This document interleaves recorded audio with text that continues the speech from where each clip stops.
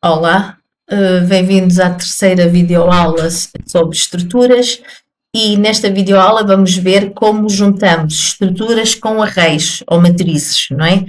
Portanto, como guardamos a nossa estrutura de dados de estruturas, nossos registros criados nas estruturas em arrays. Então, só relembrando o que é que são estruturas, então são tipos de dados que são criados então, pelo utilizador, portanto, vamos juntá-los todos numa entidade e são então, permite-nos criar objetos mais complexos, tal como um livro, um ponto, um aluno, etc.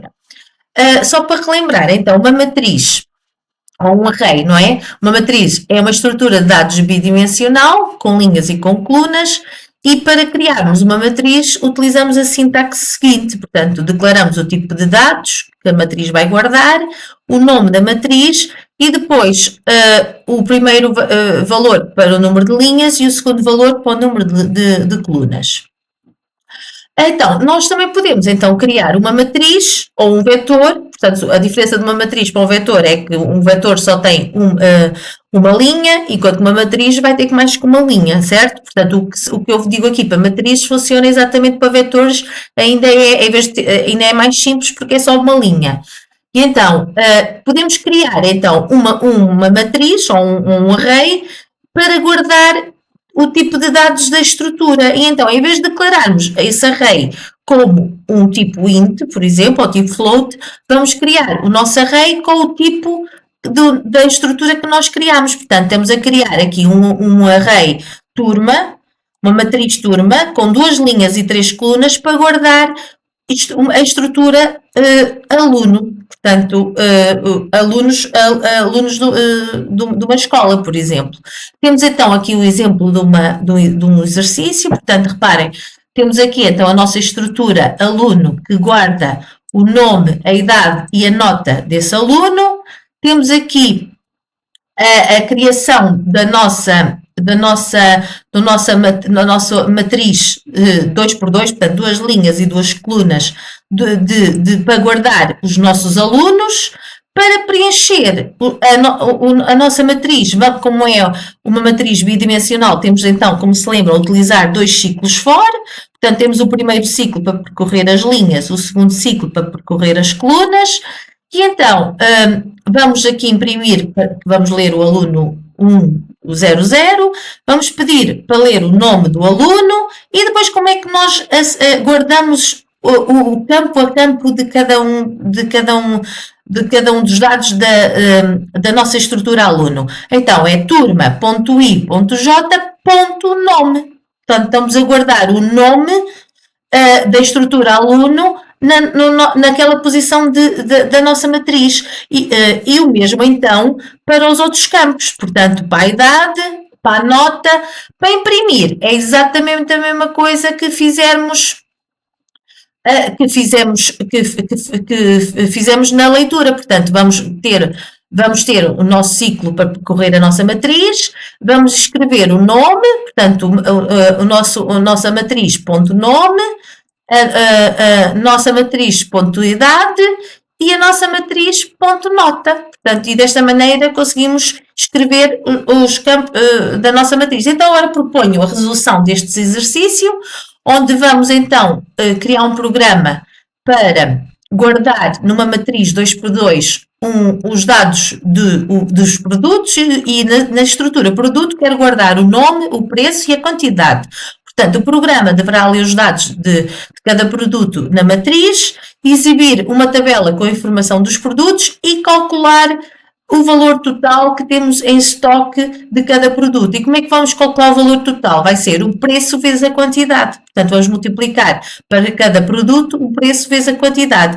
E então, vamos ao nosso compilador e vamos resolver este exercício. Então, vamos começar por definir a nossa estrutura produto. Portanto, struct produto.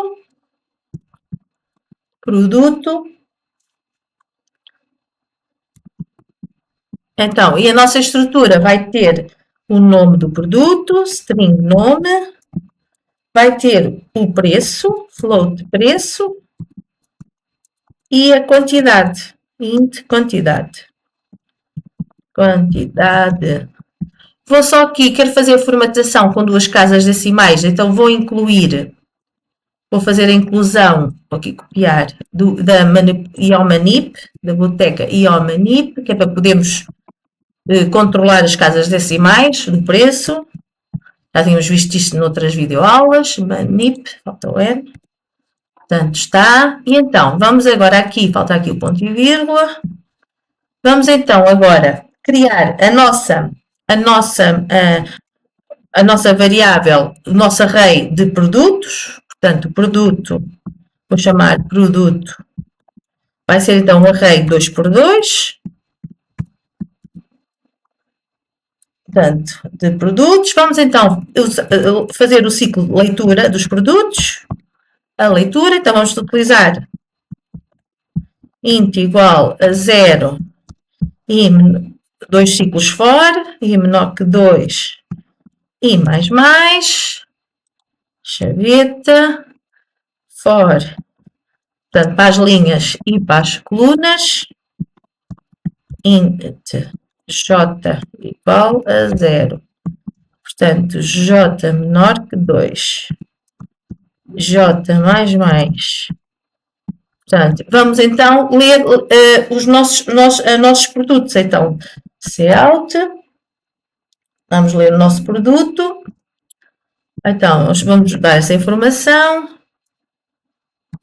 Produto. Ponto, vamos dar a informação qual é o produto que estamos a ler. O I e o J, vamos fechar, portanto vou fechar. E agora mais, pôr a informação do J, para sabermos qual é a posição que estamos a ler, da matriz. E vamos mudar, fechar e mudar de linha, barra N. Vamos pôr aqui só igual, para ficar melhor. E fechar. Pronto. E agora, como é que vamos ler? Vamos ler, então, produto. Vamos pedir, então, cout. Vamos pedir o nome. Para a pessoa saber que tem que introduzir o nome. Então, vamos ler cin produto e j.nome. Portanto, reparem, ele automaticamente nos aparece e agora vou pedir os outros campos. Portanto, vou aqui ler os outros campos. Vou ler então o nome, o preço do produto. Portanto, aqui só muda em vez de nome para preço. E vamos ler a quantidade. Quantidade. Portanto, já tenho aqui o meu ciclo de leitura está aqui mal escrito. De leitura dos dados para a minha matriz da nossa estrutura produtos. Vamos só ver se está tudo bem. Tenho aqui um erro. Portanto, tenho aqui na linha 16 um erro.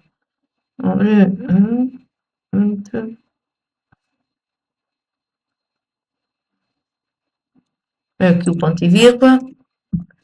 Penso que agora já está bem. Está. Portanto, produto 00, vamos pôr o lápis, o preço 1.5, a quantidade 2. Portanto, vai nos pedir os dados, os 4 dados. Portanto, eu vou pôr a caneta, vamos pôr 2 euros e a quantidade tenho 3. Depois vou pôr o rato, tenho 15 euros e tenho 2. E agora o último, a faca, o preço 11 euros e tenho só uma. Pronto, está tudo bem, está a ler bem. Falta-nos então fazer a escrita e calcular o total.